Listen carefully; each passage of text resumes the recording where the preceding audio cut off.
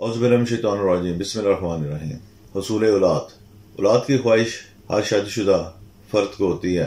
औरत हो या मर्द, हसूल औलाद कुदरत के कामों में से एक ऐसा काम है जिस पर ख्वाहिश के बावजूद भी आदमी का बस नहीं होता।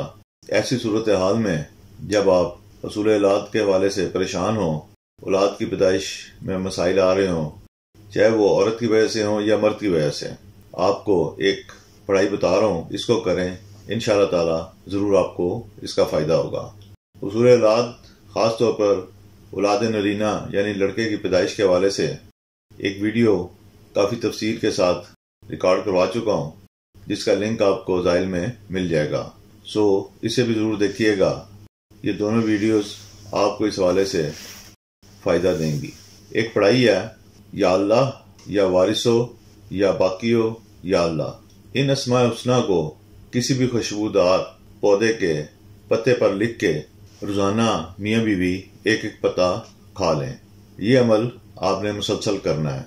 इन अस्माए हुस्ना को पत्ते पर लिखने के लिए आप आब ज़मज़म, सादा पानी और ज़ाफ़रान को मिलाकर स्याही बना सकते हैं। उसके ज़रिए आप इसे पत्ते पर लिखें, इंशाअल्लाह ताला मुफीद साबित होगा।